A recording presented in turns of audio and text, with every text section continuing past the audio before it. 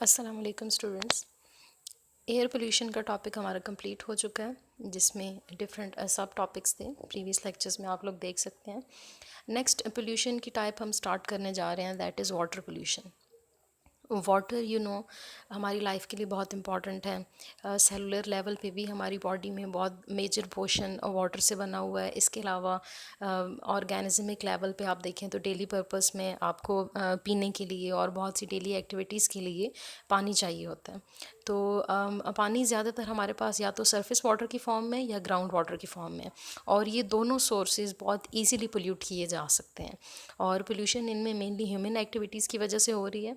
बहुत सी human activities हैं जिनको वन बाय वन हम यहाँ पे डिस्क्राइब करते हैं। तो फर्स्ट एक्टिविटी आपको यहाँ मेंशन की गई है, लाइफ स्टॉक वेस्ट। अब लाइफ स्टॉक क्या होता है? जो मवेशी रखे होते हैं अक्सर लोगों ने, तो उसे लाइफ स्टॉक कहा जाता है। डिफरेंट पर्पसेस के लिए लोग एनिमल रखते हैं, कुछ खेती बाड़ी के लिए या दूध वगैरह के लिए गाय रखी होती हैं, भैंसें, ऐसी जो भी हैं।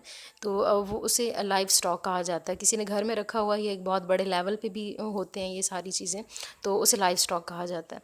अब उनका जितना एक्सक्रीटरी मैटर होता है, जिसे गोबर हम कहते हैं, डंग बोलते हैं उसको, तो ये सारी चीज़ें या तो ओपन लैंड में डिस्कार्ड कर दी जाती हैं, या बारिश वगैरह होती है तो वो जो ओपन लैंड में भी फेंका होता है वो जाके दरियाओं, नदी नालों में जाके मिक्स हो जाता है।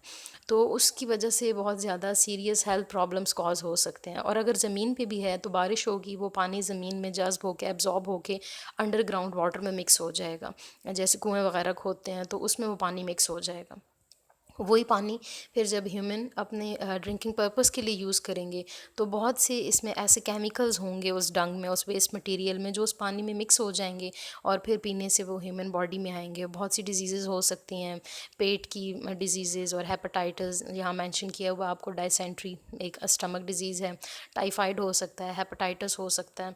और इसके अलावा इनके अंदर बहुत से बैक्टीरियाज भी होते हैं इस वेस्ट के अंदर, जो पानी में मिक्स हो जाते हैं और अल्टीमेटली डिजीज़ कॉज करते हैं। तो ये तो एक सोर्स हो गया, और ये ह्यूमन एक्टिविटीज़ की वजह से है, life stock waste. Next source है ऑयल स्पिलेज। अब ऑयल स्पिलेज, ऑयल आपको पता है पेट्रोलियम, क्रूड ऑयल भी जिसे कहते हैं, इसके अंदर बहुत से ऑर्गेनिक कंपाउंड्स होते हैं, और इसमें से ज़्यादातर ऑर्गेनिक कंपाउंड्स जो होते हैं वो हार्मफुल होते हैं। और कुछ तो ऐसे हैं जो कैंसर कॉज करते हैं, जिन्हें हम कार्सिनोजिन कहते हैं।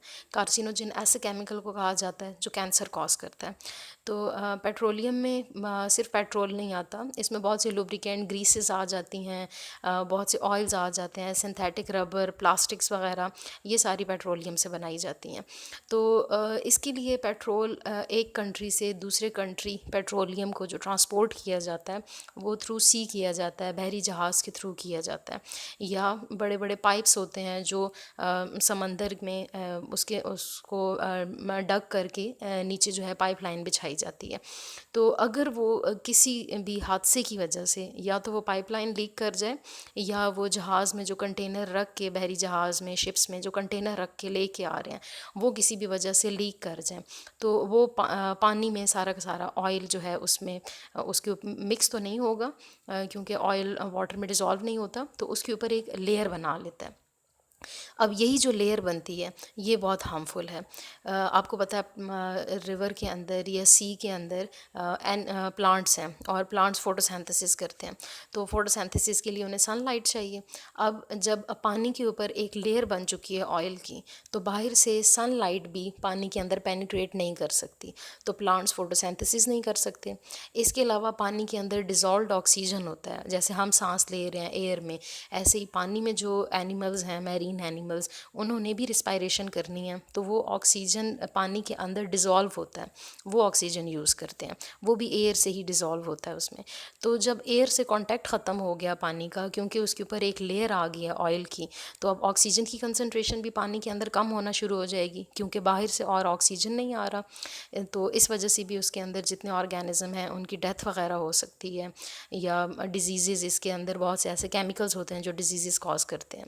तो इस पूरे टॉपिक में आपको यही सारी चीज़ें यहाँ पे डिस्क्राइब की गई हैं। थर्ड जो ह्यूमन एक्टिविटी की वजह से वाटर पोल्यूशन हो रही है दैट इज़ डिटर्जेंट्स। डिटर्जेंट से आप सब फेमिलियर होंगे, जैसे वॉशिंग पाउडर वगैरह हम यूज़ करते हैं, सोप्स होते हैं, इसमें बहुत से डिटर्जेंट्स होते हैं, शैम्पूज़ में बहुत से डिटर्जेंट्स हैं। तो ये सारी चीज़ें डिटर्जेंट में आ जाती हैं जो भी क्लीनिंग पर्पज़ के लिए हम यूज़ करते हैं। तो ये तो एक हमारे हाउस होल्ड पर्पज़ तक हो गया जो हम घरों में इस्तेमाल करते हैं। इसके अलावा इंडस्ट्रीज़ में भी बहुत से डिटर्जेंट्स यूज़ हो रहे होते हैं, तो वो सारे भी वाटर में मिक्स होके रिवर्स में, सीज़ में डिस्चार्ज कर दिए जाते हैं और इनके अंदर बहुत से ऐसे हार्मफुल केमिकल्स होते हैं जो डिजीज़ कॉज करते हैं। तो यहाँ से डिटर्जेंट की वजह से यहाँ पे दो मेन प्रॉब्लम्स हो सकती हैं। एक तो ये कि डिटर्जेंट ख़ुद हार्मफुल है, दूसरा ये कि डिटर्जेंट जब पानी में मिक्स होगा तो उस पानी की जो नीचे ज़मीन की जो सरफेस है उसके अंदर बहुत से मिनरल्स होते हैं, हैवी मेटल आयंस होते हैं जो कि किसी न किसी कंबाइंड फॉर्म में होते हैं, वो वाटर में मिक्स नहीं हो रहे होते नॉर्मल कंडीशन में। लेकिन जैसे ही डिटर्जेंट जाता है उस पानी में तो वो ज़मीन के अंदर जितने केमिकल्स हैं, जितने मिनरल्स हैं, मेटल्स हैं जो कंबाइंड फॉर्म में हैं, जो स्टेबल फॉर्म में है, वाटर के साथ रिएक्शन नहीं कर रहे, वो उनको वाटर के साथ रिएक्ट करवा देते हैं, फ्री कर देते हैं और वो वाटर में डिज़ोल्व हो जाते हैं। और वो ऐसे हैवी मेटल्स होते हैं जो टॉक्सिक होते हैं, कैंसर कॉज करते हैं। यहाँ पे आपको एग्जांपल दे दी गई है, PB स्टैंड्स फॉर लेड, इसी तरह CD कैडमियम है और HG मरकरी के लिए है। तो ये डिटर्जेंट की वजह से वाटर में मिक्स हो जाएंगे और बहुत सी डिजीज़ कॉज करेंगे। तो इसके अलावा और भी बहुत से ह्यूमन एक्टिविटीज़ की वजह से वाटर पोल्यूशन के सोर्सेज हैं। तो आज हम जस्ट ये 3 को डिस्क्राइब किए, बाकियों को फिर हम नेक्स्ट लेक्चर में करेंगे।